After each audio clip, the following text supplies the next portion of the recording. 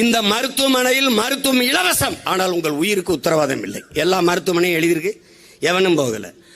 ஆனாலும் என் அன்பு மக்களே, எல்லா டாஸ்மார்க்களையும் மது வீட்டுக்கு நாட்டுக்கு உயிருக்கு கேடுன்னு எல்லா பயிலும் அங்கதான் இருக்கேன். இதுக்கு பேர் என்ன? That is Dravida model. That is model of டிராவிடல். டேய், கக்கூஸ் கழுவிட்டு வச்சிருப்பா கட்ட விளக்கமாறு. நீ இப்ப சீன பிளாஸ்டிக் குச்சி வச்சு விளக்குற. எங்க ஊர்ல எங்க அம்மாலாம் அந்த மூங்கில் இருக்க ஈக்கி குச்சி இருக்குல்ல, அதை வச்சு விளக்கி விளக்கி அப்படியே விளக்கி விளக்கி இவ்வளவு கட்டையா இருக்கும். அந்த விளக்கமாற வச்சு இவங்களை வெளுக்கணும்டா. இது ஒரு மாடல், இது ஒரு ஆடல். 100 ரூபா காசுரா, அது செல்லுமா செல்லாதா எவனுக்கும் தெரியாது. ஆனா எப்படின்னா, அந்த காசை கொடுத்தீங்கன்னா குவார்டர் கூட, குவார்டருக்கு அதுக்கு மேலே நீ 100 ரூபா கொடுக்கணும். ஒரு காசு 100 ரூபா காசு. பாசிச எதிர்ப்பு, சனாதனத்தை வேறறுப்போம், சன் பரிவார கும்பலை கூண்டோடு அடித்து விரட்டுவோம். 100 ரூபா காசு பல்லெழுதி. பாசிச எதிர்ப்பு பல்லெழுச்சி நின்றுச்சு. இந்த இனம் கேடுகட்டு மூளையற்று தெரியுது. இவர்ற 100 ரூபா காசுரா. 100 ரூபா காசு உனக்கு வேணுமா? 10,000 ரூபா கட்டு, 10,000 ரூபா கட்டு. 100 ரூபா காசு வேணுமா? 10,000 ரூபா கட்டு. ஓடியா சார், ஓடியா சார், போடு சார், போடு சார், காட்ட போ சார், சார் கவு சார், இந்தா சார், வென்ற 50,000 பரு சார், 50,000. இந்த பரதேசி பையில பிச்சை எடுத்து 5,000 கட்டி தோத்து போகிறத 100 ரூபா காசு. இதை வாங்கி என்னடா பண்ணுவேன்? நீ செத்து போனா நெத்தியில பொட்டா வச்சு போதா பரதேசி பழ. இது எதுக்குடா அந்த 100 ரூபா காசு?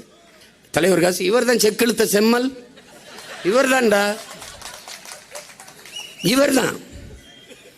8 மாதங்கள் வெள்ளையனை எதிர்த்து போரிட்ட பெரும் புரட்சியாளர்கள் மருதீரவர் வாரிசு அவர் தான், அவர் தான். கணவனை விடுப்பா, இங்க பேசித்தான் என் மீனவனை அடிச்சுனா உன் மாணவனை அடிப்பேன். அலுவலகம் போய் சேரல, பின்னாடியே காவல்துறை வந்து கமான் சீமான் கமான், எங்க வாப்பா வாப்பா, புழல்ல கொண்டு அடைக்க போய் உள்ள போய் பெட்டியை தூக்கிட்டு போனவனை ஓடி அந்த வாக்க வாக்க வாக்க வாக்க வண்டியில் இருக்கு. டயரு தேயுது, புகையை மூக்கில் அடிக்குது, அப்படியே பறக்குது. இங்கிலீஷ் படம்லாம் அதுக்கப்புறம் தான். கொண்டு போய் வேலூரில் கொண்டு அடைச்சிட்டாங்க. என் பங்காளி வடிவேல் சொன்னோம்ல, நாங்கள்லாம் படுக்கும்போது 2 புல்லட்டை சாப்பிட்டு தலைவலி காய்ச்சனா 2 புல்லட்டு தான். டேய், பிரச்சனைகளே போர்வையா போத்துட்டு தூங்குறவங்கடா. அப்படி நம்ம பிரச்சனைகளே பிறந்து பிரச்சனைகளே வளர்ந்து பிரச்சனையவே பெட்ஷீட்டா போட்டு படுத்து, அதுதான் நான் காலையில் எந்திரிச்சோன்ன பாக்கி திரிச்சுமில்ல. இன்னைக்கு என்னப்பா பிரச்சனை? ஒன்றும் இல்லைன்னு இனிமேல் வந்தா சொல்றேன்னே. நேரம் பத்தல, என்ன ஏதோ போனா போகுது, கடைசியா பேசிட்டு போன்னு விட்டுருக்காங்க. அதுல எங்க அம்மா கிருஷ்ணர் ஜகான் என்ன ஏன் நீ ஸ்டாப் பண்ணாய், நீ ஏன் நீ இறக்கினாய்? அதுக்கு என் சின்னவனை தான் விடணும், மாவீரன். ஓய் ஆங்கிரி பி ஹாப்பிமா, அதான் அவர் ஆங்கிரியா தான் சொல்லுவாரு ஏதாவது சொன்னோம்னா. அதனால அந்த ஐயனார் போய் 2 மணிலேருந்து 6 மணி வரைக்கும் அப்படின்னு, அதனால அந்த 2 மணிலேருந்து 6 மணி வரைக்கும் வாங்கினால அனுமதி. தயவு செய்து காவல்துறை அதிகாரிகளே அவன் மேலே போடுங்க வழக்க, எங்களை விட்டுருங்க ப்ளீஸ் ப்ளீஸ். என்னை முட்டா பயல் என்கிறீர்கள். ஆம், முட்டாள் என்றால் என்ன தெரியுமா? தேர் ஓடும்போது தேரை நிறுத்துவதற்கு முட்டு கொடுத்து நிறுத்துறால் முட்டாள். உங்களுடைய திராவிட அந்த சிக்கு புக்கி ரயில் தேர் இருக்குல்ல, அதை ஒரு முட்டு கொடுத்து நிறுத்த போற முட்டாள் நான் தான். எதுக்கு அங்கியை மாற்றி சங்கி ஆயிட்டீங்களேங்கிறதா எங்க வருத்தம். கருப்பு பேண்ட் தானே ஐயா போட்டுக்கிட்டு இருந்தார், கருப்பு காலாடை. திடீர்னு காக்கி ஆர்எஸ்எஸ் போடுற நேரத்தில் போட்டு பாரு, உன் மனைவியை பார் சரவணா, அப்படியே சந்திரமுகியாவே மாறிட்டாலே. திராவிட முன்னேற்ற கழகத்தை சேர்ந்த என் உயிரினுமினிய உடன் பிறந்தார்களே, பாருங்கள் உங்களவள் அங்கியை மாற்றி சங்கியாவே மாறிட்ட. ஆளுநரை மாற்று, அது 6 மாசத்துக்கு முன்னாடி, அது வேற வாய். ஆளுநர் மாளிகையில் இந்த 100 ரூபா பிச்சைக்கார காசுக்கு அதுக்கு போய் நின்றுக்கிட்டு கையை கொடுக்கறது, கட்டி பிடிக்கிறது. அண்ணாமலை தம்பி ஊழல் பட்டியலை அப்படி ஸ்டாட்டிஸ்டிக்ஸ் புள்ளி விவரமா இவர் அவர் இவர் இவ்வளவு திட்ட அவர் திட்டாரு. அப்புறம் கடைசியா அவர் படிச்சு ஐபிஎஸ் எழுதினாரா தெரியல, பார்த்து எழுதினாரா தெரியல. அவன் ஒரு மனநோய் கொண்ட அரக்கு இருக்கேன். கீழ்ப்பாக்கம் மருத்துவமனையில் சேர்க்க வேண்டிய ஆளை கொண்டு ஆளுநர் மாளிகையில் உட்கார வச்சு ராஜ்பவனில் படுக்க வச்சிருக்க. அப்படி எந்த பல்கலைக்கழகம் எந்த விழாவுக்கு போனாலும் கருப்பு சட்டை போடக்கூடாது. அப்போ உன் பிளாக் ஹெட்ஸ்லாம் எல்லாம் மாட்டி விட்டு கழட்டி விட்டு வெள்ளையை போட்டு விட்டுருவியா? இப்போ என்னை கழட்டினா நான் அப்படியே கருப்பாக தான் இருப்பேன். அப்போ என்ன பண்ணுவ நீ? சட்டை கழட்டினாலும் கருப்பாக இருக்காயா? அப்போ என்ன பண்ணலாம்? வா சந்தனத்தை பூசி விடு, இல்லை தீ வச்சு கொளுத்தி விடு, எல்லாம் வெந்து அப்படி வெள்ளையா தெரியும். ஏண்டா உண்மையிலே நீங்கள் அறவைக்காட்டு பைத்தியங்களாடா நீங்கள்? சர்ரா சட்டையை கழட்டிட்டா மண்டையில் இருக்க மயிர் என்னடா பண்ணுவ? பூரா கருப்பாக இருக்க சரைச்சி விடுவியா? என்ன வேலை பாப்பா? நாம் புறநானூற்று வீரத்தை படித்தோம்.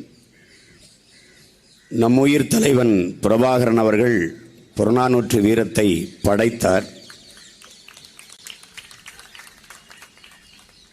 எல்லா தாயின் வயிறும் பிள்ளைகளை சுமக்கும். நம் அருமை தாய் பார்வதியின் வயிறு ஒரு புலியை சுமந்தது என்பதை நாம் அறிவோம். அதனால்தான் அவர் தமிழ் தேசிய தாய் என்று தமிழ் பேரின மக்களால் அன்போடு அழைக்கப்படுகிறார், போற்றப்படுகிறார். பார்வதி தாய் மருத்துவரா என்றால் இல்லை. பிறகு ஏன் மருத்துவ பாசறைக்கு குறியீடாக இருக்கிறார் என்றால், அந்த காலகட்டத்தில் தொடர்ச்சியாக நாம் போராடி கொண்டிருந்த காலம். நம்முடைய தாய் உடல் நலிவுற்றிருந்த போது நம்மை கொன்று குவித்துக் கொண்டிருந்த சிங்களன் கூட பிரபாகரன் தாய் என்று தெரிந்து வேறு நாட்டில் சென்று மருத்துவம் பார்க்க அனுமதித்தார். மலேசிய நாடு நம்முடைய தாயை ஏற்றுக்கொண்டு மருத்துவம் கொடுத்ததில் தமிழர்களுக்கு இன்னொரு தாய்நாடு என்று நிரூபித்தது. அங்கு கிடைக்காத உயர் மருத்துவம் தமிழ்நாட்டில் கிடைக்கும் என்று நம்முடைய தாய் வந்தபோது சென்னை வானூர்தி நிலையத்தில் வானூர்திக்குள்ளேயே 3 மணி நேரம் இருக்க வைத்து உடல் நலிவுற்று வயது முதிர்ந்திருந்த அந்த பெருமகளை கீழே இறங்கவே விடாமல் திருப்பி அனுப்பிய பெரும் செயலை செய்த பெருமகன் நம்முடைய ஐயா கருணாநிதி அவர்கள். அந்த வலியை தாங்க முடியாத பிள்ளைகள் நாங்கள். என் தாய்க்கு கிடைக்காத அந்த மருத்துவம் இனி என் மண்ணில் எல்லோருக்கும் கிடைக்க வேண்டும் என்பதற்காகவே மருத்துவ பாசறையின் குறியீடாக எங்கள் தாயை அடையாளப்படுத்தி, மகளிர் பாசறையின் குறியீடாக இருக்கிற என் தங்கை செங்கொடி நாம் தமிழர் கட்சியா என்றால் இல்லை. ஆனால் நாம் தமிழர் கட்சிக்கும் அவருக்கும் தொடர்பு இருக்கா என்றால் இருக்கிறது. அவர் நாம் தமிழர் கட்சியினுடைய நிகழ்வுகளில் எல்லாம் தொடக்க நிகழ்வில் ஆவேசமாக பறையடித்து ஆடிய மகள் என்பதில் அவளுக்கும் இந்த இயக்கத்திற்கும் தொடர்பு இருக்கிறது. ஒரு பெண்மகள், இதற்கு மாற்றாக ஒரு பெண்மகள் மரணக்கயிற்றுக்கு முன்பு இருந்த தன் அண்ணன்மார்கள் 3 உயிரை காப்பதற்காக தன் உயிரை கொடுத்து காத்தால் என்பதாலேயே நாம் தமிழர் கட்சி மகளிர் பாசறையின் குறியீடாக தங்கை செங்கொடி அந்த வீர மகளை அடையாளப்படுத்தி சுமந்து செல்கிறது.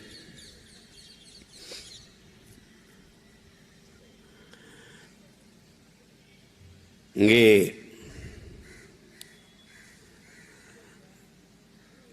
பேசிய நம்முடைய ஐயா மருத்துவர் வெங்கடேசன் அவர்கள் எல்லாம் சொன்னார்கள். நான் சிறுநீரகத்தில் பழுதில்லை என்றேன். அவர் கிட்னியில் ஒன்றும் இல்லையாப்பா என்று. தாய்மொழியை அழிய கொடுத்து விட்டு கண்முன்னே சிதைந்து அழிந்து போன இனத்தின் பிள்ளைகள் நாம். இதிலே ஒரு கடையிலே எழுதியிருக்கிறார்கள் என் அன்பு தம்பி தங்கைகளே, அருவி. அந்த அருவியை எப்படி எழுதியிருக்கிறார்கள்? ஆ, அது மட்டும் தமிழிலே இருக்கிறது. பிறகு ஆர், யு, வி, ஐ, அதெல்லாம் ஆங்கிலத்தில் இருக்கிறது. அங்கே ப்ளூ ஸ்டோன் என்னுடைய உடற்பயிற்சி கூடத்திற்கு எதிரே நானும் என் தம்பி பாக்கியராஜனும் தினம் பார்த்து இதை உடைச்செடுக்கிறதுக்காக நம்ம அதிகாரத்துக்கு வரணும். ஒவ்வொரு தடவையும் எடுத்து அடிக்கும்போது இதை உடைக்கிறதுக்காக வடுவ ஏத்ரா அப்படிங்கிற மாதிரியே ஒரு வெறி வரும். அது நீலக்கல் என்று வைத்து கீழே ப்ளூ ஸ்டோன், அதுவும் எங்களுக்கு பிரச்சனை கிடையாது. ஆனால் ப்ளூ ஸ்டோன் தமிழிலே ப்ளூ ஸ்டோன், இதுதான் தமிங்கிலம். பெற்ற தாயை சட்டையை கிழித்து சேலையை கிழித்து மனநிலை பாதிக்கப்பட்டு பைத்தியமாக உழவோடுகிற ஒரு நிலை. இங்கே பேருந்து நிலையம் எங்கே இருக்கு தெரியாதுன்னு கடைசியா அதாப்பா அந்த பஸ் ஸ்டாண்டு அப்படி தமிழில் கேட்க வேண்டியதானையா. அப்பவே தஞ்சாவூரில் ஒரு அரை கூட்டம், நான் அங்கே சென்றுட்டேன். டவுன் ஹால் நகர அரங்கம் எங்கே இருக்குதுன்னு கேட்டேன்.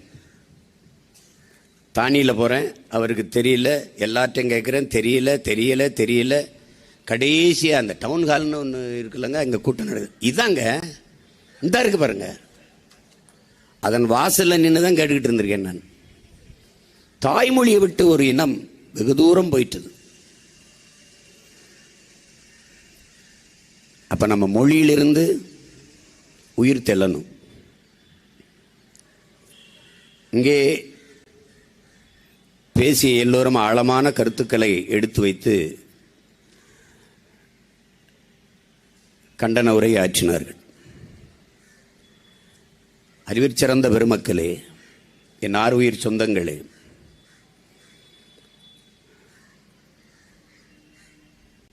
உங்கள் எண்ணத்தில் கவனமாக இருங்கள். அதுதான் செயலாக மாறுகிறது. உங்கள் செயலில் கவனமாக இருங்கள். அதுதான் உங்கள் ஒழுக்கத்தை தீர்மானிக்கிறது. உங்கள் ஒழுக்கத்தில் கவனமாக இருங்கள். அதுதான் உங்கள் வாழ்க்கையை தீர்மானிக்கிறது என்கிறார்கள். இங்கே செயல் என்பது எண்ணத்தின் விளைச்சல், சிந்தனையின் விளைச்சல். சிந்தனை என்பது சமூகத்தின் விளைச்சல். ஒரு சமூகமே குற்றச் சமூகமாக மாறிவிட்டதால் இது போன்ற குற்றங்கள் தவிர்க்க முடியாத ஒன்றாகி விடுகிறது. இதற்கு என்ன வழி? ரூசோ சொன்னதுதான், ஒரு குற்றவாளியை பிடித்து தூக்கில் போடுவதை நிறுத்து, அவன் குற்றம் செய்வதற்கான காரணத்தை கண்டறிந்து அதை தூக்கில் போடுங்கிறான். காரணம் அப்படியே இருக்கிற போது குற்றங்கள் பிறக்கத்தான் செய்யும். இது நன்கு உணர்ந்து கொள்ளணும். இதுக்கு என்ன வழி? எங்களுடைய தலைவர் மேதகவி பிரபாகரன் அவர்கள் குற்றவாளிகளை பிடித்து கூண்டில் நிறுத்துவது அல்ல காவல்துறையின் வேலை. பிறகு என்ன வேலை? குற்றவாளிகளே உருவாகாத ஒரு சமூகத்தை உருவாக்குவதுதான் காவல்துறையின் வேலை. இங்கே இறந்து போன தங்கை என் உடன் பிறந்தவளா? இல்லை. என் இனம் சார்ந்தவளா? இல்லை. என் அக்கா தங்க? இல்லை. பிறகு எதற்காக இந்த போராட்டம்? இந்தியர் போராட மாட்டார், திராவிடர் போராட மாட்டார், தமிழ் தேசிய பிள்ளைகள் தலைவன் பிரபாகரனின் பிள்ளைகள் தான் போராடுவோம். அவர்கள் செய்ய மாட்டார்கள்.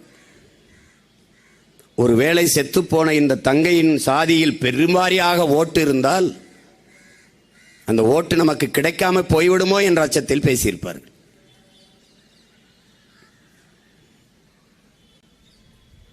ஒவ்வொரு நாளும், ஒவ்வொரு நேரமும், ஒவ்வொரு நொடியும் இவர்கள் சிந்தனை செயல் எல்லாம் ஓட்டை குறிவைத்தே நகரும்.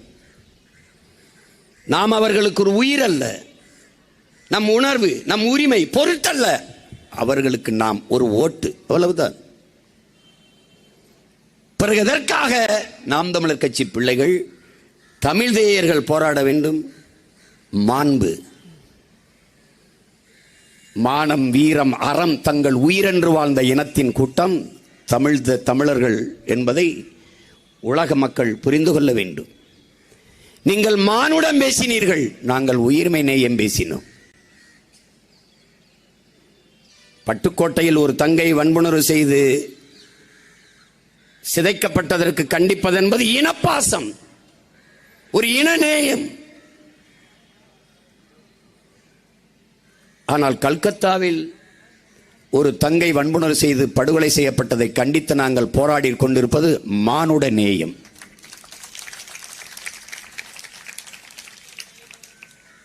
நீங்கள் எல்லோரும் மானிடம் பாடும்போது நாங்கள் உயிர்மை நேயம் பாடியவர்கள், போற்றியவர்கள்.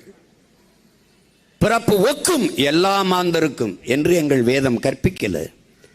பிறப்பு ஒக்கும் எல்லா உயிருக்கும், இதான் எங்களுடைய வேதம். எங்களுடைய வள்ளுவ பெருமகனார் எங்களுக்கு தந்தருளிய மறைமொழியிலே போதித்தது அதுதான். பகுத்துண்டு பல் உறவுகள் ஓம்புக, இல்லை, பகுத்துண்டு பல் உயிர்கள் ஓம்புக. புதியது ஒரு உலகம் செய்வோம், கெட்ட போரிடும் உலகத்தை வேரோடு சாய்ப்போம்னா உலகம்தான். உலகம் தழுவி தழுவி நேசித்து நின்ற மக்கள் தமிழ் பேரின மக்கள். கம்பன், கபிலன், இளங்கோ, வள்ளுவன் எல்லோரும் உலகம் தழுவிதான். அகர முதல எழுத்தெல்லாம் ஆதி பகவன் முதற்றே உலகு என்றுதான் மறைமொழியின் முதல் குரல் தொடங்குகிறது.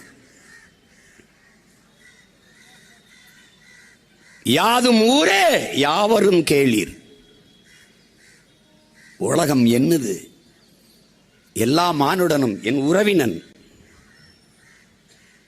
அப்படி இல்லை மற்றவர்கள். சீனன் எழுந்தான், என் மொழி தெரியாதவன் பிசாசு என்றான். அரேபியன் எழுந்தான், என் மொழி தெரியாதவன் சாத்தான் என்றான். ஆங்கிலேயன் எழுந்தான், என் மொழி தெரியாதவன் அநாகரிகமானவன், நாகரிகமற்றவன் என்றான். அதே வேளையில் எங்களுடைய பாட்டன் நான் பிறந்த முகவை மண்ணில் எழுந்தான், கனியன் பூங்குன்றன். யாதும் ஊரே யாவரும் கேளீர் என்றான். அது மானுடம். காக்கை குருவி எங்கள் சாதி நீள், கடலும் மலையும் எங்கள் கூட்டம். நோக்க நோக்க கனியாட்டம், நோக்கும் திசையெல்லாம் யாமின்றி வேறில்லை என்றான் பெரும்பாவளன் பாரதி, எங்கள் பாட்டன். வாடிய பயிரை கண்ட போதெல்லாம் வாடினேன் வள்ளலார் பெருந்தகை. பயிருக்கு உயிருக்குன்னு வாடி நின்றுகான். இப்படித்தான் மகன் இளவரசன் தேர்காலிலே மாட்டு கண்ணுக்குட்டியை ஏத்தி கொன்று விட்டான். கதை வச்சுக்க, கதையாவே இருக்கட்டும். கதை. ஆராய்ச்சி மணியை வாசலிலே தொங்கவிடப்பட்ட மணியை பசுமாடு கயிறை இழுத்து அடிக்கிறது. என்னன்னு கேட்டான். இளவரசன் கண்ணுக்குட்டியை கொன்னுட்டான். அதே தேர்காலை, அதே தேரை ஏற்றி தன் ஒரே மகனை கொன்றான். மனுநீதி சோழன். மாட்டுக்கும் நீதி கிடைக்க வேண்டும் என்று நின்றவன். அது கதை. ஆனாலும் கதையிலும் தமிழ் முன்னோன் நீதியின் பக்கம் நின்றான். அப்படிப்பட்ட இனத்தின் மக்கள் நாங்கள். ஆனால் இன்று நாங்கள் பாசிஸ்டுகள், செப்பரேட்டிஸ்டுகள், இன வெறியர்கள், சிறங்கு சொரியர்கள். இந்த மருத்துவ தங்கைக்காக மட்டுமல்ல, ஆசிவா படுகொலைக்கும் அழுதவர்கள், நிர்பயா படுகொலைக்கும் வீதியிலே நின்று போராடியவர்கள்,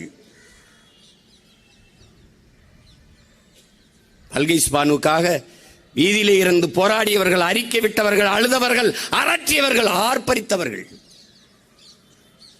எங்கு தொடங்கி? போத்ரா ரயில் இருப்பிலே நடந்த கலவரத்திலே பல்கிஸ் பானுவை தடுத்திருந்தால், அந்த வன்புணர்வை செய்தவர்களை இன்று தண்டித்திருந்தால் அச்சம் பரவி இருக்கும்.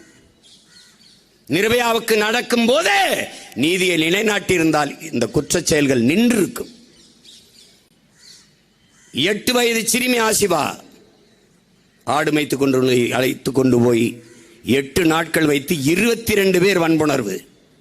இவளுக்கு நிகழ்ந்தது போலவே கால்களை உடைத்து கழுத்தெலும்பை நொறுக்கி இறந்த பிறகும் புணர்ந்து 22 பேர்.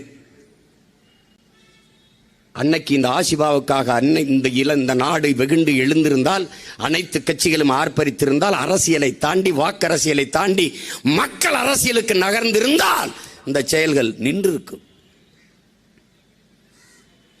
இதுவரை நின்றிருக்காது.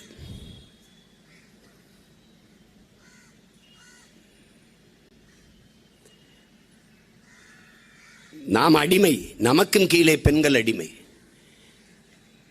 இன்னைக்கும் பெண்ணிய உரிமை பேசுறோம், செயல்ல இருக்க. மாதர் தம்மை இழிவு செய்யும் மடமையை கொளுத்துவோம்ங்கிறான் பாரதி.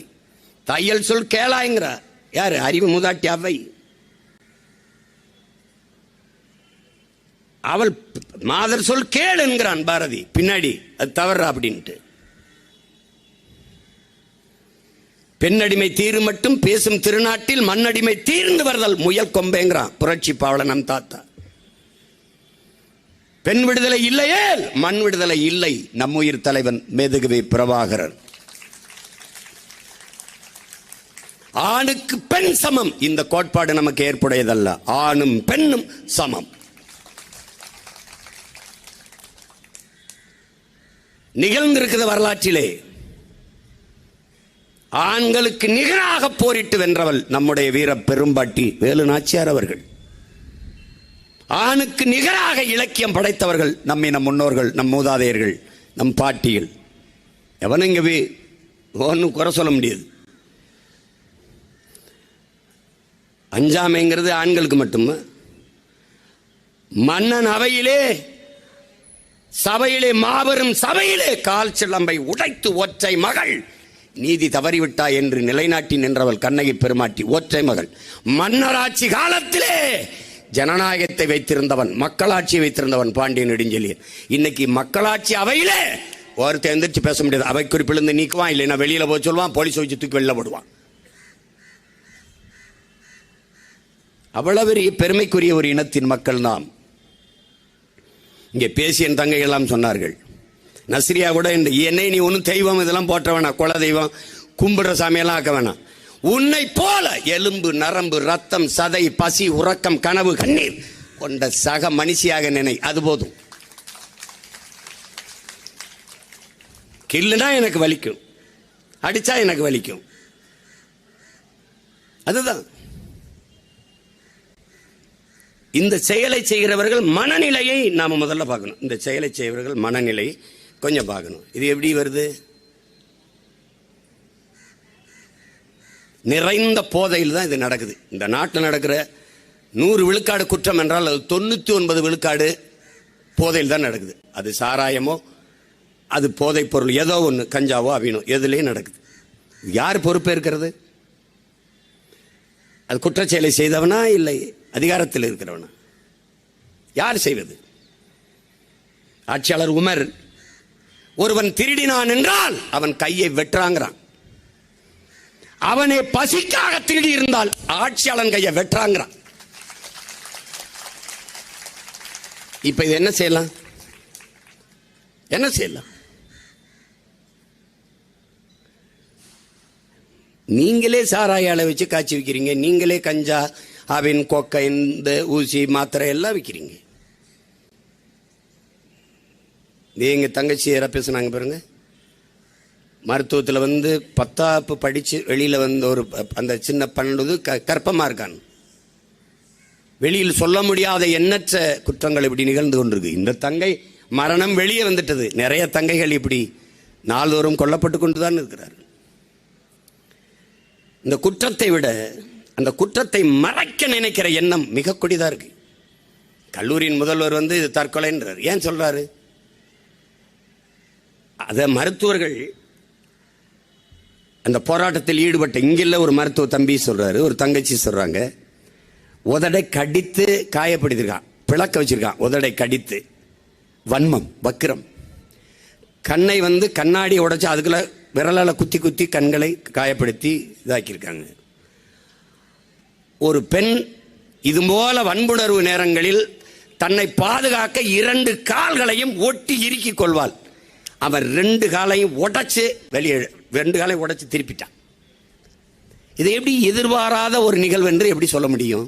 இது திட்டமிட்டு நடந்த ஒரு வன்புணர்வு படுகொலை.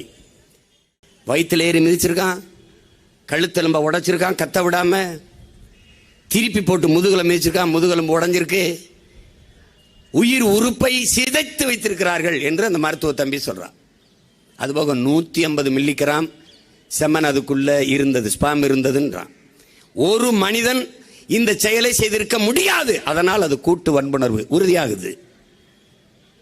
ஒரு பெண்மகள் ஆளுகிற நாட்டில் ஒரு பெண்மகளுக்கு அது மருத்துவம் படித்து பின்பு பார்த்தா 6 வருஷம் படிச்சு பயிற்சி மருத்துவராக அவர் பண்ணும்போது இங்க கேட்டது இவங்கெல்லாம் கேட்டாங்க. தங்கச்சி எல்லாம் நேரு பத்திரிகையாளர் ஊடகவியலாளர் சந்திக்கும் போது ஓய்வெடுத்து இருக்கிறதுக்கு ஒரு அறை பாதுகாப்பு இருந்திருந்தா அந்த சிக்கல் இல்லையே. இங்கே வந்திருக்கான என் தம்பி ஜாகிர் இந்த மாதிரி மருத்துவ மக்களுக்காக போராடியதாலேயே அவன் இடைக்கால பணி நீக்கம் செய்யப்பட்டிருக்கிறான். காலையில் அனுப்புறான். இந்த மாதிரியான பயிற்சி மருத்துவர்கள் நிலையை படமா பார்த்தா கண்ணீர். இந்த படிப்புக்காடா என் பிள்ளைய படிக்க முடியலன்னு உயிரை விடுதுன்னு நினைக்குது. அப்படியே சின்ன சின்ன சந்தில் நடந்து போகிற படிக்கட்டில் ஒருத்தன் படுத்திருக்கான், ஒரு பெண் மருத்துவர். அப்படி போகிற இடத்துல ஒருத்தர் இந்த இந்த துணிகளை எல்லாம் தூக்கி மூட்டையாக போட்டுக்கிறது ஒருத்தர் படுத்து கிடக்கிறான். இவ்வளவுதான். கழிவறை கிடையாது, ஓய்வறை கிடையாது. எது மருத்துவர்கள்? நீங்க என் அன்பு சொந்தங்களுக்கு ஒன்றை சொல்ல நான் விரும்புகிறேன் அண்ணன். அதாவது அந்த ஆசிஃபா கொலை செய்யப்பட்டார். அவர் தந்தையை ஊடகங்கள் கேட்கிற போது அவர் அந்த ஊடகத்திற்கு முன்பு பதிவு செய்த வார்த்தை இன்றும் எனக்கு நினைவில் இருக்கு. பாருங்க, நான் எல்லா இடங்களிலும் என் மகளை தேடிட்டேன். இந்த காடு, இந்த மலை முகடு, இந்த நிலம், எல்லா இடத்திலையும் தேடிட்டேன். இந்த கோயிலுக்குள் மட்டும் நான் தேடலை. ஏனென்றால் அது புனிதமான இடம். அந்த இடத்தில் இப்படிப்பட்ட ஒரு செயலை நிகழ்த்தியிருப்பார்கள், செய்திருப்பார்கள் என்று நான் துணியும் நம்பல, நினைக்கல. அதனால இங்க தேடலைங்கிறான். கோயில்களை வச்சுதான் ஆசிஃபாவை வன்புணர்வு செய்து கொலை செஞ்சாங்க. அதை போலவே மருத்துவமனையும் அதன் வளாகமும் ஒரு கோயில்தான். புதிய உயிரை பிரசவிப்பது, போகிற உயிரை தடுத்து காக்கிற பணியை செய்கிற மருத்துவமனை ஒவ்வொன்றும் கோயில்தான். நம்ம ஆளுங்க எழுதி வைக்கலாம், மருந்தளிப்பது மருத்துவர், குணமளிப்பது இறைவன். அவனை வேண்டிக்கிறங்கன்னு. எல்லா மருத்துவமனைக்கு நுழையும் போது ஒரு கோயில் இருக்கும். ஆனால் தெய்வத்தை விடவும் அதிகமாக மக்கள் நம்புவது மருத்துவ பெருமக்களைத்தான். தலைவலி என்றாலோ, வயிற்று வலி என்றாலோ, காய்ச்சல் என்றாலோ, எந்த நோயானாலும் கோயிலில் போய் படுத்து அப்படியே என்னை குணப்படுத்து அப்படின்னு படுத்துட்டு வர்றதில்லையே. அங்க போய் படுத்தால் தெரியும். வீட்டுக்கு போகும்போது பாடையில தான் போவோம்னு தெரியும். அதனாலதான் மருத்துவரை தேடி ஓடுகிறீர்கள். அந்த நேரம் தெய்வம் போல தெரிகிற மருத்துவர்கள். நோய் குணமாய் விட்டால், எங்க ஊர்ல சொல்லுவான், வயிறு நிறைந்து விட்டால் சோத்துப்பானைய மூடுறவன் ஒருத்தன் இல்லை. நோய் தீர்ந்து விட்டால் மருத்துவருக்கு நன்றி சொல்வதற்கு கூட ஒரு நாக்கு கிடையாது இந்த நாட்டில். எல்லா மருத்துவ போராட்டத்திலும் பங்கேற்றவன் என்ற உரிமையோடும் உணர்வோடும் சொல்றேன். நீ உனக்கு நோய் வரும்போது தெய்வமாக தெரிகிறான், நோய் தீர்ந்த பிறகு அவன் தேவையற்றனாக தெரிகிறான். கொரோனா நேரத்திலே எல்லோரும் கைவிட்ட பிறகு உன்னை பெற்றவர்களே, உன் உடன் பிறந்தார்களே நிராகரித்த போது உன்னை தொட்டு உன் நோயை குணப்படுத்துவதற்கு போராடி வரும் மக்கள் மருத்துவர்களும் செவிலியர்களும் என்பதை நீ நினைவில் வைத்துக் கொள்ள வேண்டும். அப்படி போராடிய ஒருவன் மதுரையில் இருந்த அரசு மருத்துவன் தம்பி விவேகானந்தன். அவர் கொரோனா நோய் தொற்றி பணியில் இருக்கும்போது இறந்து விட்டார். இதை உங்களுக்காக பேசவில்லை, அரசின் கவனத்திற்காக பேசுகிறேன். அறிக்கை விட்டேன், நீங்க மதிக்கல. இதுக்கு தனியா போராட்டம் செய்யணும், எனக்கு நேரம் இல்லை. இந்த போராட்டத்தின் வாயிலாக உங்கள் கோரிக்கை வைக்கிறேன். குறிப்பாக என்னுடைய அண்ணன் பெருமதிப்பிற்குரிய மருத்துவத்துறை அமைச்சர் மா சுப்பிரமணியம் அவர்களுக்கு கோரிக்கையா வைக்கிறேன், அன்பா வைக்கிறேன். ஒரு சகோதரனா, ஒரு தம்பியா. விவேகானந்தன் இறந்து போய்விட்டார். கொரோனா எவ்வளவு நாள் ஆயிடுச்சு. அவருக்கு ஒரு மனைவி இருக்கிறாங்க, திவ்யா. அவள் கை குழந்தைகள், வயது முதிர்ந்த பெற்றோர்கள். விவேகானந்தன் இல்லை. அதனால மீள முடியாத பொருளாதார சுமை, வறுமை, ஏழ்மை, நெருக்கடி. அவர்கள் கேட்பது திவ்யாவுக்கு ஒரு அரசு பணி, அது அவள் வாழ்க்கைக்கு ஒரு பாதுகாப்பா இருக்கும். அதை நீதிமன்றம், உயர் நீதிமன்றம் இந்த பெண்ணுக்கு ஒரு பணியை வழங்குங்கள் என்று சொன்ன பிறகும் இன்னும் வழங்கல. கள்ளச்சாராயம் குடிச்சு செத்தவனுக்கு 10 லட்சம் கொடுத்த இந்த நாடு, கொரோனா நோய் தொற்று காலத்திலே நோயுற்றிருந்த நோயாளிகளின் உயிரை காக்க போராடிய மருத்துவன் விவேகானந்தனுக்கு ₹1 நிவாரணம் எல்லாம் தட்டுக்கட்டு நிற்கிறவன் குடும்பத்துக்கு ஒரு பணி பாதுகாப்பு இல்லை என்றால் இது எங்க வேண்டி பேசுறது, எங்க வேண்டி தொடக்கிறது? இது கொடுமை. இது அன்பு கூர்ந்து இந்த சிக்கலை கவனத்தில் எடுத்து உடனடியாக அந்த தங்கை திவ்யா அவர்களுக்கு நீங்க ஒரு பணி பாதுகாப்பு வழங்க வேண்டும் என்று தமிழக அரசிற்கு மாண்புமிக்க சுகாதாரத்துறை மக்கள் நல்வாழ்வுத்துறை அமைச்சர் அண்ணன் மா சுப்பிரமணியம் அவர்களுக்கு இந்த கோரிக்கையை வைக்கிறேன். ஒவ்வொரு காலகட்டங்களிலும் இப்படி ஒரு வன்புணர்வு படுகொலைகள் நம்ம எல்லாம் தலைகுனியை செய்கிறது. நம் வெகுண்டு எழுகிறோம், போராடுகிறோம். என்று தனியும் இந்த சுதந்திர தாகம் என்று நம்முடைய பாட்டன் பாரதி பாடியது போல என்று முடியும் இந்த கொடுந்துயரம்? எல்லாருக்கும் தெரியுது கடும் சட்டம் தான் தண்டனை தான் என்று. அதான் நம்ம 2016 ஆட்சியின் வரைவை நீங்க சில பேர் படிச்சிருப்பீங்க, படிக்காதவர்கள் படிக்கலாம். நாங்கள் எங்களுடைய கோட்பாடு எந்த குற்றத்திற்கும் மரணம் தண்டனையா இருக்கக்கூடாது. மரணம் தண்டனை அல்ல, அது ஒரு முடிவு. சிறை என்பது கூட, என் அன்பிற்குரிய சொந்தங்களே, சிறை என்பது கூட ஒருவன் வருந்தி திருந்தி மறுபடி வாழ வாய்ப்பளிப்பது தான். அதுக்கு பேர் தான் தண்டனை. தண்டனை என்பது செய்த தவற்றை உணர்ந்து திருந்தி வருந்தி மறுபடியும் வாழ வாய்ப்பளிப்பதற்கு பேர் தான் தண்டனை. ஆனால் மரணம் தண்டனை அல்ல, அது முடிவு. அது யாருக்கு தண்டனை? குற்றம் செய்தவனுக்கு அல்ல. ஆனால் யாருக்கு தண்டனை? அவன் உடன் பிறந்தவர்கள், அவனை பெற்றவர்கள், அவன் துணைவி, அவன் பிள்ளைகள், அவனை சுற்றத்தார், அவ்வளவு இருக்கும் தண்டனை ஆகிவிடுகிறது. என் அன்பு சொந்தங்களே, எல்லாருமே உடன் பிறந்தார்களே, ஆட்டோ சங்கர் அவர்கள் இந்த சமூகத்தின் வழியிலே ஒரு பார்வையில் ஒரு குற்றவாளி தான். குற்றவாளி. நிறைவேற்றப்பட்டது மரண தண்டனை. அந்த உயிரற்ற உடலையும் கட்டிப்பிடித்து அழுக ஒரு மகள் இருந்தால், அவன் மனைவி, பிள்ளைகள் இருந்தார்கள், கதறில் இருந்தார்கள். அப்போது அந்த கண்ணீரும் வலிதோய்ந்ததுதான், வேதனை மிகுந்ததான் என்பதை அறிவார்ந்த தமிழ் சமூக தம்பி தங்கைகள் புரியணும். இதனால்தான் மரணம், யார் மரணம் வலிக்கும், உயிர் வலி எல்லோருக்கும் ஒன்றுதான், எல்லோருக்கும் ஒன்றுதான். நான் தம்பி படத்தில் காட்டியிருப்பேன், மாதவன் பேசுவது போல உயிர் வலி எல்லோருக்கும் ஒன்றுதான். இந்த உரையாடல் தான் என் தலைவனுக்கு மிகவும் பிடித்த உரையாடல். அந்த படத்திலே வந்த உரையாடல், அதை பெருமையாக சொல்வார்கள் தம்பிகள். கரும்புலி மறவர்களை களத்திற்கு அனுப்புகிற போது, அல்லது போர் வீரர்களை களத்திற்கு அனுப்புகிற போது, காட்டுங்கள் உயிர் வலி எல்லோருக்கும் ஒன்றுதான் என்று சிங்களவர்களுக்கு காட்டுங்கள் என்று இந்த உரையாடலை சொல்லி உங்கள் அண்ணன் அனுப்புவார் என்று என்னிடத்திலே சொல்வார்கள். அப்படி உயிர் வலி நல்லவன் கெட்டவன் இங்கே யாரு மரணமும் பாதிக்கும். அதனால் மரணம் எங்களுக்கு எந்த குற்றத்திற்கும் தண்டனையாக இருக்க ஏற்புடையது அல்ல. ஆனால் பாலியல் வன்புணர்வு, 6 வயது குழந்தையை கொன்றது, எத்தனை நாள் இந்த செய்தியை படிக்கிறோம். 3 வயது பிஞ்சை நசுக்கி போட்ட கொடுந்துயரத்தை, கொடுஞ்செயலை படிக்கிறோம். 6 வயது அம்மா தனியாக வீட்டில் இருக்க முடியாது. படுகொலை, நகைக்காக, பணத்திற்காக வன்புணர்வு, படிக்கவே பயமாக இருக்கிற செய்திகள் தினந்தோறும் நடக்குது.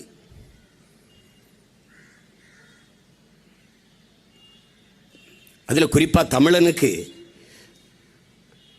தன் மொழியின் மீதும் இனத்தின் மீது இல்லாத பெருமை, ஊட்டப்படாத, புகற்றப்படாத பெருமை, 50,000 ஆண்டுகளுக்கு மூத்த நீண்ட நெடிய வரலாற்று பெருமை கொண்ட தமிழர் என்கிற தேசியனத்தின் மக்கள் தன் தாய்மொழியின் மீது இல்லாத பற்று, இல்லாத பெருமை, சாதி மதத்தின் மீது அந்த பற்று திட்டமிட்டு ஊட்டப்பட்டது. புரட்சி பாவலன் வருந்தி பாடுகிறான், கடவுள் வெறி, சமய வெறி, கண்ணன் நிகர் தமிழுக்கு நோய் நோய் நோயே, இடை வந்த சாதி எனும் இடர் ஒளிந்தால் ஆள்வது நம் தாய் தாய் தாயேங்கிறான். அந்த தாய் உன் தாய், என் தாய், தமிழ் தாய் என்பதை என் தம்பி தங்கைகள் புரிந்து கொள்ள வேண்டும்.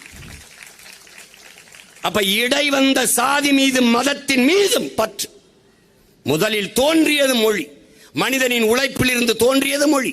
அந்த மொழியை பேசக்கூடிய மக்களின் கூட்டம் இனம். அந்த இனம் நிலைத்து வாழக்கூடிய நிலப்பரப்பை பெற்றிருக்குமே, ஆனால் அது தேசிய இனம். இதான் வரையறை. நமக்கு மட்டும் இல்லை, உலகம் முழுமைக்கும். சாதி மத பற்று மேலோங்கி நின்றதால் பட்டு போனது தமிழ் பேரினம்.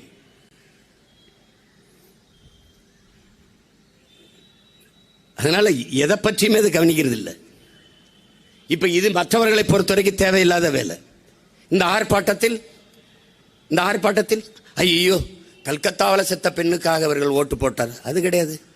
எப்போதும் சொல்வேன், இப்போதும் சொல்வேன், இன்னும் சொல்வேன், நாங்கள் ஓட்டுக்கானவர்கள் அல்ல, இந்த நாட்டுக்கானவர்கள், நாட்டு மக்களின் நலனுக்கானவர்கள். என் அன்பு சொந்தங்களே, அருமை உடன் பிறந்தார்களே, ஊழலில் எங்கு காயம் பட்டாலும் முதலில் கண்ணழுகும். அதுபோல உலகில் எங்கு காயம் பட்டாலும் தமிழர் மண் அழுகும். இதுதான் தமிழர் இன வரலாறு. ஏன்? நாங்கள் உயிர்மை நேயர்கள். உயிர்மை நேயர்கள். இனிமேலாவது எங்களை பாசிஸ்ட், செப்பரேட்டிஸ்ட், இனவெறி நிப்பாட்டு. தமிழ்நாடு தேசம் என் தேசம், தமிழ் தேசம். இதுதான் ஏன் நினைக்காத. இந்த அரை கிரவுண்டுகளை என்னை சுருக்கிட்ட. இந்திய துணைக்கண்டம் முழுதும் என்னுடையது. இவள் என் தங்கை, இவள் முன்னவர்கள், என் இன சொந்தங்கள். உலகத்திலே ஆகச்சிறந்த கல்வியாளன் சிலையை திறந்தாண்ட ஆஸ்திரேலியால. தம்பி தங்கச்சி கேட்டு, உலகத்திலே ஆகச்சிறந்த கல்வியாளன் சிலை யாரு? அண்ணல் அம்பேத்கர் சிலை. 60,000 புத்தகங்களை கொண்ட நூலகம். ஒரு உலக ஆசிய கண்டத்திலே பெரும் நூலகத்தை வைத்திருந்த பெருமகன் நம்முடைய அறிவாசான் அண்ணல் அம்பேத்கர். 10,000 புத்தகம் தான் ஒரு மனிதன் படிக்கணும் வாழ்நாள்ல. 60,000 புத்தகங்களை படித்த அறிவாசான் அண்ணல் அம்பேத்கர். இந்திய துணைக்கண்டம் முழுமைக்கும் பரவி வாழ்ந்தவர்கள், தமிழை தாய்மொழியாக கொண்ட நாகர்கள். அதை விட சான்று வேணுமாடா? வேணுமா உனக்கு? ஆம், அம்பேத்கர் சொல்ற கருத்தை நான் ஏற்கிறேன். பொது உடைமை தத்துவத்தின் பிதாமகன் ஐயா ஜோதி பாசு, மேற்கு வங்கத்தின் முதல்வர். அங்கிருந்து குறி இங்க வந்து நீத்திருக்க. காரணம் மொழி கலப்பு. சாப்பிட்டீங்களா நீங்க? போஞ்சி ஸ்திரா மீறு. நீ மகளேங்கிறான், அவன் மோளைங்கிறான். நீ அப்பாங்கிறான், அவன் அச்சாங்கிறான். நீ வாட்டர் ஃபால்ஸை மொழிபெயர்த்தி நீர்வீழ்ச்சிங்கிறான், அவன் தூய தமிழ் சொல்ல அறிவிங்கிறான்.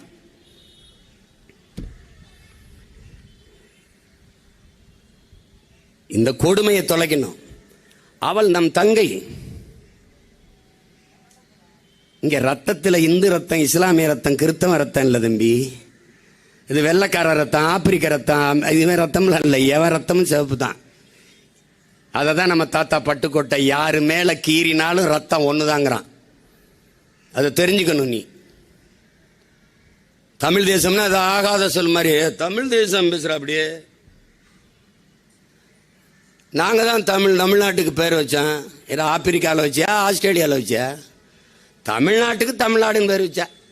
அதுலேயே எங்கள் பாட்டை வாயிலேயே பாடிட்டான். தமிழ் திரு நாடு தன்னை பெற்ற தாயென்று கும்பிடடி பாப்பான்ட்டான். வள்ளுவன் தன்னை உலகினுக்கே தந்து வான்முகல் கொண்ட தமிழ்நாடு, நெஞ்சை அள்ளும் சில பதிகாரம் என்னும் மணி ஆரம் படைத்த தமிழ்நாடு. மூச்சுக்கு 300 தடவை தமிழ்நாடு தமிழ்நாடுன்னு பாட்டான். அதுக்கப்புறம் தமிழ்நாடு பேர் வச்சு. இதில் நீங்கள்லாம் அறிவார்ந்த தமிழ் மக்கள், கற்றறிந்த சான்றோர் பெருமக்கள், மருத்துவர்கள், பொறியாளர்கள், எல்லாம் அறிஞர்களாக இருக்கிறீங்க. உங்ககிட்ட ஒன்று கேட்குறேன். நீங்கள் உங்களுக்கு பிறந்த பிள்ளையின் பிறந்த நாளை கொண்டாடுவீர்களா? உங்கள் பிள்ளைக்கு பேர் வச்ச நாளை கொண்டாடுவீங்களா? மாநிலங்கள் பிரிக்கப்பட்டு தமிழ்நாடு என்று ஒரு மாநிலம் உருவான நாள் நவம்பர் 1. அந்த நாளை தமிழ்நாட்டு நாள் என்று நாம் தமிழர் பிள்ளைகள் கொண்டாடுவதாலேயே அண்ணா அவர்கள் தமிழ்நாடு என்று பெயர் வைத்த நாளை தமிழ்நாடு நாளாக கொண்டாடுகிற பெருமக்கள் திராவிட மாடல் திருவாளர்கள். பேர் வச்ச நாள் இருக்குல்ல, அதான் கொண்டாடுவாங்க. இப்போ ஐயா ஸ்டாலினுக்கெல்லாம் பிறந்த நாள் கொண்டாட்டம் கிடையாது. அவருக்கு ஸ்டாலின் பேர் வச்ச நாள் தான்.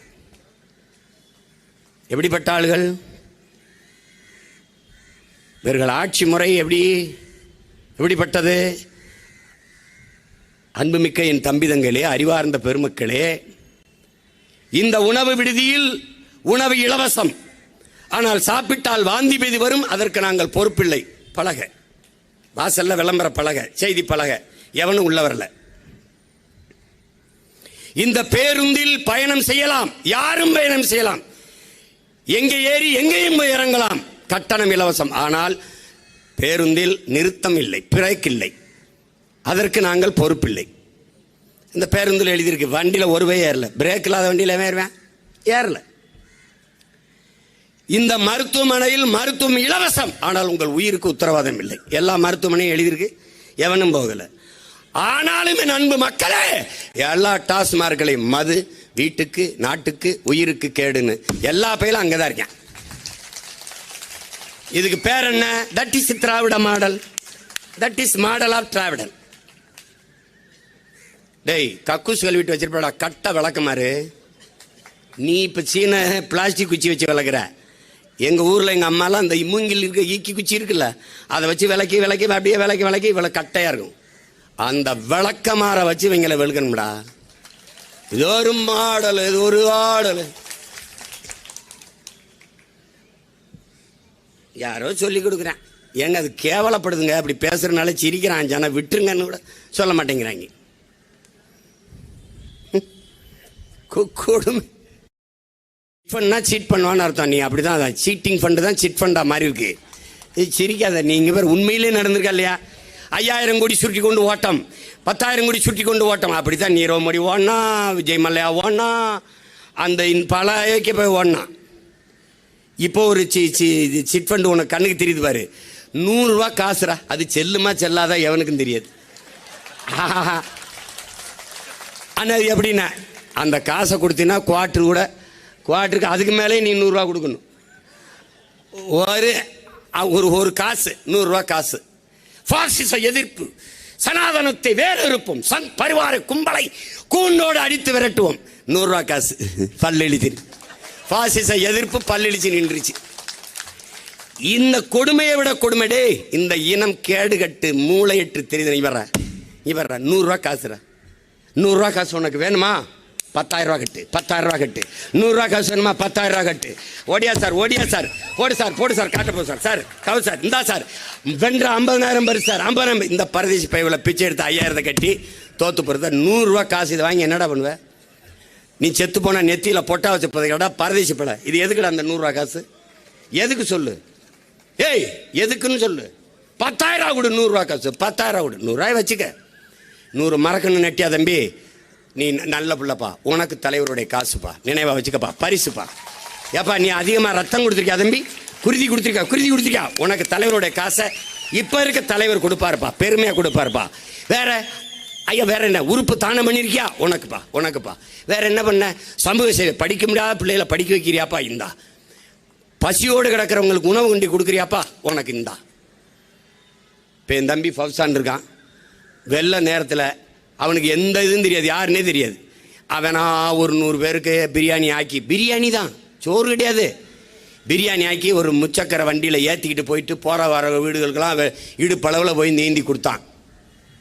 அப்போ ஒரு பொம்பளை பிள்ளை ஒரு தங்கச்சி பேசுது, எவனோ கேட்குறேன். அதுலேயும் அவன் தண்ணிக்கு நின்றுக்கிட்டு, ஒரு வாரமாக எங்களை யாரும் பார்க்கல.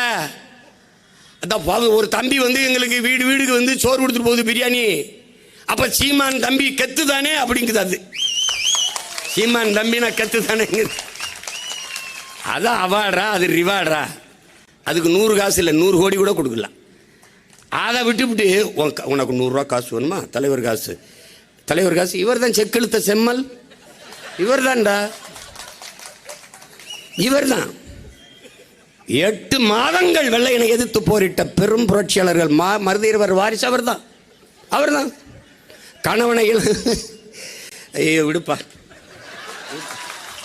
என்னத்தையாவது பேசி 10 வருஷம் 10-12 வருஷத்துக்கு முன்னாடி இங்கே பேசித்தான், 13 வருஷம் இங்கே பேசித்தான். என் மீனவனை அடிச்சுன்னா உன் மாணவனை அடிப்பேன். அலுவலகம் போய் சேரல, பின்னாடியே காவல்துறை வந்து கமான் சீமான் கமான், எங்க வாப்பா புழல்ல ஒண்டி அடைக்க போய் உள்ள போய் பெட்டியை தூக்கிட்டு போனவனை ஓடி அந்த வாக்க வண்டியில் இருக்கு.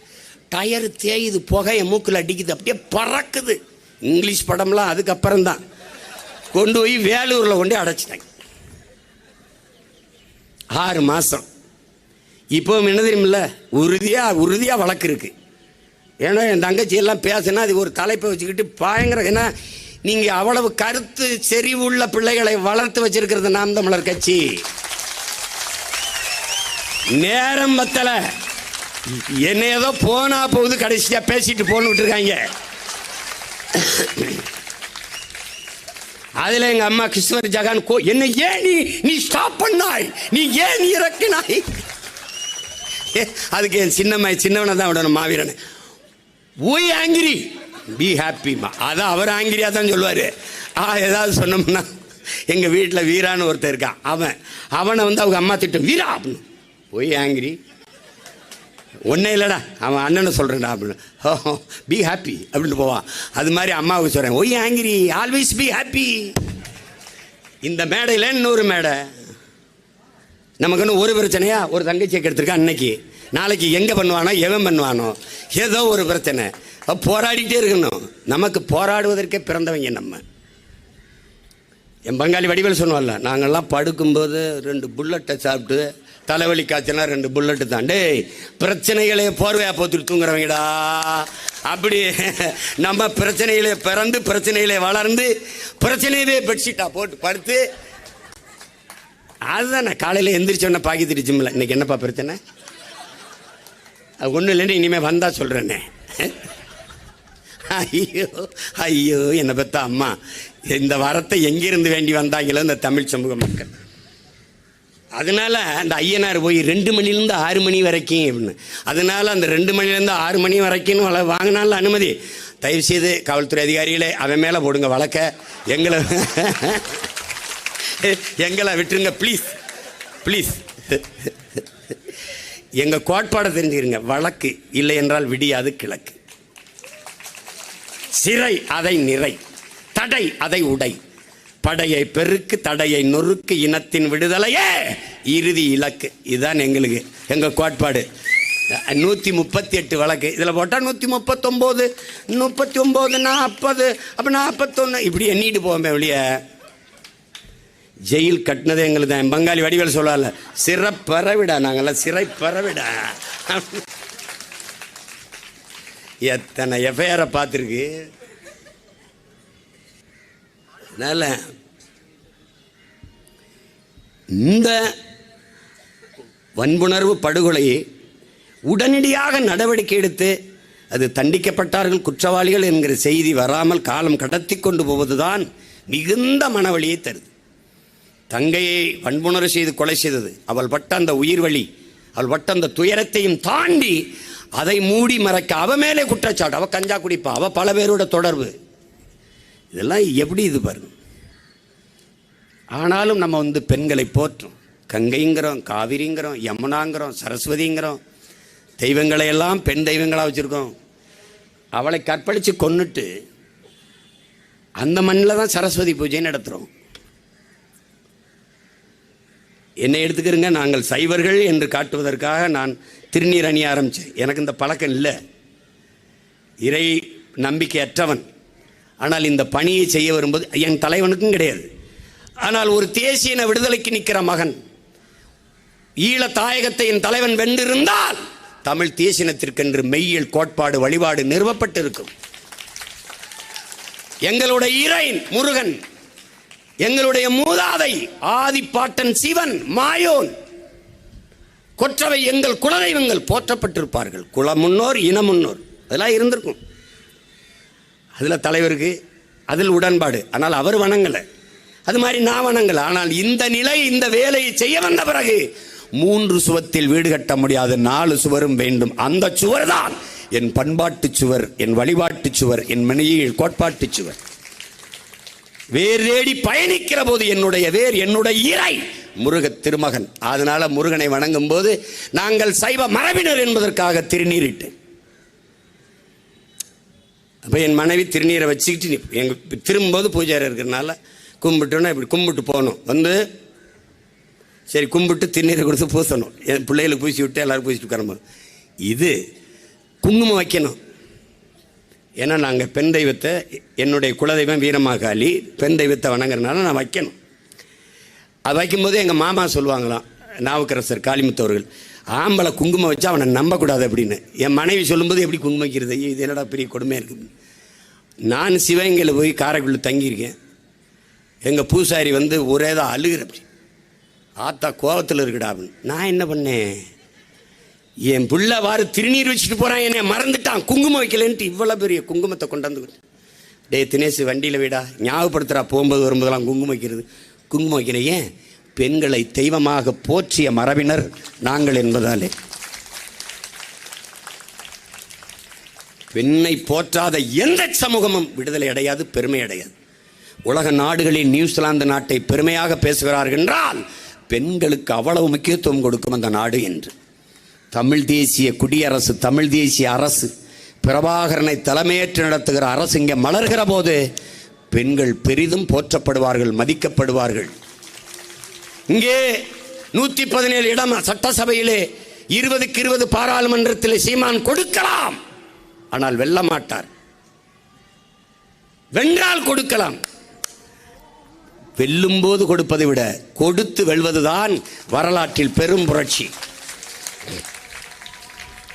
என் தங்கை மலேசியாவில் மருத்துவக் கல்லூரியில் பேராசிரியர் சந்திரபிரபா. நான் வரவான், நீ வேலை எடுக்கு, உனக்குன்னா வரவேணாம் தங்கச்சி, நாங்கள் பார்த்துக்குறோம். நிறைய மருத்துவ தங்கைகள், நம்ம தங்கச்சிகள், மகளிர் பாசற பிள்ளைகள். இல்லை இல்லை நான் வர்றேன்னு அங்கிருந்து வந்து இந்த ஆர்ப்பாட்டத்திற்கு வந்திருக்கிறார்கள். அவள் குரல் மிக வலிமையான குரல். காஸ்ட்லி ஓட்டர்ஸ் வச்சிருக்கிறது, நீ ஓட்டுக்கு காசு கொடுப்ப 1000-500 லட்சம் ரூபாய் போக வர 50,000-50,000க்கு டிக்கெட் போட்டு வந்து ஒரு ஓட்டை எனக்கு போட்டுக்காம்பாரு என் தம்பி தங்கச்சி. அதுதான் இந்தியாவிலே காஸ்ட்லி ஓட்டு.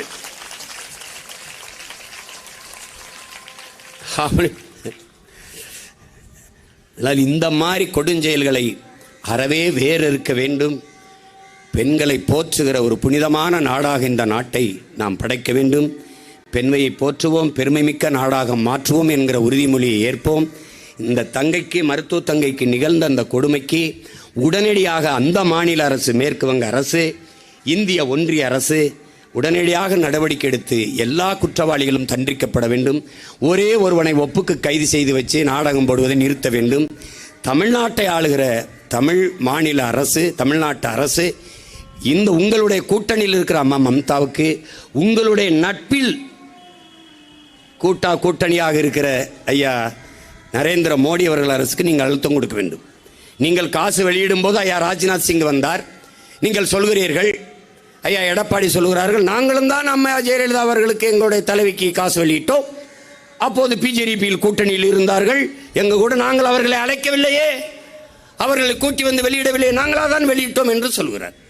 அதற்கு ஐயா ஸ்டாலின் அவர்களின் மறுப்புரை, கூட்டணியில் இருந்தார்கள், அவர்கள் தலைவிக்கு காசு வெளியிட்டார்கள், ஆனால் பிஜேபி அவர்களை மதிக்கவில்லை, அவர்கள் வரவில்லை. கூட்டணியில் இருக்கிற கட்சிக்கு வரவில்லை, மதிக்கவில்லை. கூட்டணியில் இல்லாத கட்சி உங்களை மதிக்கிறது, வரவேற்கிறது, வருகிறது என்றால் இப்ப உண்மையிலே கூட்டணி யார் என்பது எங்களுக்கு புரிகிறது. இங்கே பேசிய தங்கச்சி எல்லாம் பேசினார்கள். ஐயா RS பாரதி நான் மதிக்கிறேன், மதிப்பிற்குரிய பெருந்தகை. என்னை முட்டா பயல் என்கிறீர்கள். ஆம், முட்டாள் என்றால் என்ன தெரியுமா? தேர் ஓடும்போது தேரை நிறுத்துவதற்கு முட்டு கொடுத்து நிறுத்துறால் முட்டாள். உங்களுடைய திராவிட அந்த சிக்கு புக்கி ரயில் தேர் இருக்குல்ல, அதை ஒரு முட்டு கொடுத்து நிறுத்த போற முட்டாள் நான் தான். மடையன் என்றால் அறிவற்றவன் என்று பொருள் அல்ல. மடையன் என்றால் பாசனத்திற்கு பயன்படுத்துகிற மடையை போதுமான அளவுக்கு தண்ணீர் வெளியேறிவிட்டது அடை என்று மடையை உள்ளே நீருக்குள் மூழ்கி அடைப்பவன் மடையன். மடையை அடைப்பவன் மடையன். சண்டாளன் என்றால் சண்டையில் சிறந்தவன், சண்டை ஆளன் சண்டாளன். படவா என்றால் படையோடு வா. சண்டாளா படவா என்றால் சண்டை ஆளனே படையோடு வா என்பதை சுருக்கி. புரியுதுன்னு நினைக்கிறேன் உங்களுக்கு. இது ரொம்ப விளக்கம் வேண்டாம்னு நினைக்கிறேன். அவர் சொல்றாரு என்னைய, முட்டா பயல, அவர் என்ன போட்டா உனக்கு என்ன போட்டாலும் என்ன, எதுக்கு அங்கிய மாற்றி சங்கி ஆயிட்டீங்களேங்கிறதா எங்கள் வருத்தம். கருப்பு பேண்ட் தானே ஐயா போட்டுக்கிட்டு இருந்தார், கருப்பு காலாடை. திடீர்னு காக்கி RSS போடுற நேரத்தில் போட்டு பாரு, உன் மனைவியை பார் சரவணா, அப்படியே சந்திரமுகியாவே மாறிட்டாலே. திராவிட முன்னேற்ற கழகத்தை சேர்ந்த என் உயிரினுமினிய உடன் பிறந்தார்களே, பாருங்கள் உங்களவள் அங்கியை மாற்றி சங்கியாவே மாறிட்ட. திமுக எவன் எதிர்த்தாலும் இந்த மண்ணிலே சங்கி. நாங்க சங்கி, நீங்க லுங்கி அங்கியா? நீங்க யாரு? நீங்க யாரு? எப்படி இருக்கு பாருங்க. எதிர்கட்சி கோபேக் மோடி, ஆளுங்கட்சி வெல்கம் மோடி. எதிர்கட்சி கருப்பு பலூன், கருப்பு கொடை, கருப்பு கொடி. ஆளுங்கட்சி வெள்ளை கொடை, காவலர்களுக்கெல்லாம் காவி உடை. எப்படி இருக்கு? ஆளுநரை மாற்று, அது 6 மாசத்துக்கு முன்னாடி, அது வேற வாய். ஆளுநர் மாளிகையில் இந்த 100 ரூபா பிச்சைக்கார காசுக்கு அதுக்கு போய் நின்றுக்கிட்டு கையை கொடுக்கறது, கட்டி பிடிக்கிறது. அண்ணாமலை தம்பி ஊழல் பட்டியல அப்படி ஸ்டாட்டிஸ்டிக்ஸ் புள்ளி விவரமா இவர் திட்ட அவர் திட்டாரு. அப்புறம் கடைசியா நீ ஊழல் நோ ஊழல் நோ கரப்ஷன் முடிஞ்சு போச்சு. கொஞ்சம் முன்னாடி வா, அதெல்லாம் முடிஞ்சிச்சு. என்ன கொடுமைடா சாமி இது. எங்கள் அண்ணன் பிரோசு கொடுமை சரவணாங்க மாதிரி இது கொடுமை சாமி இது. இந்த ஆளுநரை மாற்ற சொல்லி போராடுகிறவர்கள் தான். ஆளுநர் விருந்தில், இந்த விருந்தில் திமுக கட்சி பங்கேற்காது. அது ஐயா எடப்பாடி பழனிசாமி நல்லா கேட்குறாரு. அப்போ நீங்கள் பங்கேற்றில கட்சி வேற ஆட்சி வேறையா? திமுகவின் தலைமை தானே கட்சியின் தலைமை, ஆட்சியின் முதல்வர் தானே கட்சியின் தலைமை. உங்களையும் என்னையும் இந்த மக்களையும் எப்படிப்பட்ட ஆட்களை அவங்க கருதி இருக்கிறார்கள் என்பதை நீங்கள் புரிந்து கொள்ளணும். இப்போ மாற்ற சொன்ன ஆளுநர் தான் அவர். சலவைக்கு போட்டு வாங்கி வச்சிருக்காங்களா என்ன? அதே ஆள் தான். அவர் படித்து ஐபிஎஸ் எழுதினாரா தெரியல, பார்த்து எழுதினாரா தெரியல. அவன் ஒரு மனநோய் கொண்ட அரக்கு இருக்கேன். கீழ்ப்பாக்கம் மருத்துவமனையில் சேர்க்க வேண்டிய ஆளை கொண்டு ஆளுநர் மாளிகையில் உட்கார வச்சு ராஜ்பவனில் படுக்க வச்சிருக்க. அப்படி எந்த பல்கலைக்கழகம் எந்த விழாவுக்கு போனாலும் கருப்பு சட்டை போடக்கூடாது. அப்போ உன் பிளாக் ஹெட்ஸ்லாம் எல்லாம் மாட்டி விட்டு கழட்டி விட்டு வெள்ளையை போட்டு விட்டுருவியா? கருப்பாக சட்டை போடக்கூடாது, கழட்டிடணும். கோட் போடக்கூடாது. பெண்கள் கருப்பு தாவணியும் போட்டு எல்லாம் எடுத்துடணும். ஒருவேளை கருப்பு ஜாக்கெட் போட்டாலும் கழட்டிடணும். இது ஒரு நோய், கழட்டிடணும். இப்படி தான் நடக்குது. பெரியார் பல்கலைக்கழகத்தில் அண்மையில் நடந்த பல்கலைக்கழக விழாக்கள் எல்லாம் கருப்பு சட்டை போட்டால் கழட்டிட்டார். இப்போ என்னை கழட்டினா நான் அப்படியே கருப்பாக தான் இருப்பேன். அப்போ என்ன பண்ணுவ நீ?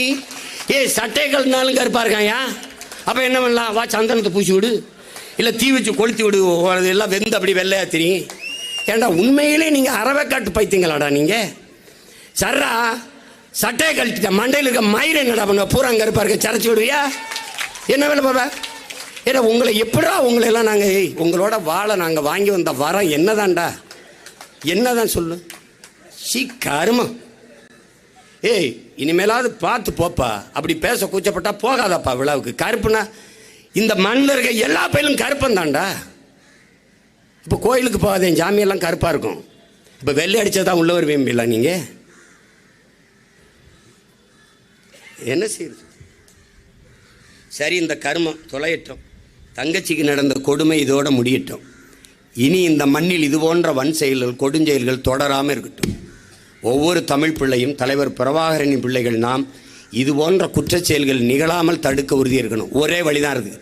அதிகாரத்தை பிடி, அநீதியை எதிர்த்து அடி. இதை தவிர வழி கிடையாது. அதிகாரம் மிக வலிமையானது. அந்த அதிகாரம் நம் மக்களுக்கானது. வேற வழியே கிடையாது. எல்லா துன்ப பூட்டுகளுக்குமான சாவி ஆட்சி அதிகாரம் மட்டுமே. எல்லா வேதனைக்கும் ஒரே மருந்துதான் சாதனை. அந்த சாதனை தான் வெற்றி என்கிற மருந்து. அதை கவனத்தில் வைத்துக்கொண்டு எதிர்வருகிற 26 தேர்தலில் 2026 படைப்போம் புதிய அரசியல் வரலாறு என்ற முழக்கத்தை முன்வைத்து என்னுயிர் தம்பி தங்கைகளே எழுங்கள். இனமான பிள்ளைகளை எழுங்கள். களத்திலே நில்லுங்கள், வெல்லுங்கள். புரட்சி எப்போதும் வெல்லும். நாளை மலரும் தமிழ் தேசிய ஆட்சி அதை சொல்லும். நன்றி, வணக்கம். நாம் தமிழர்.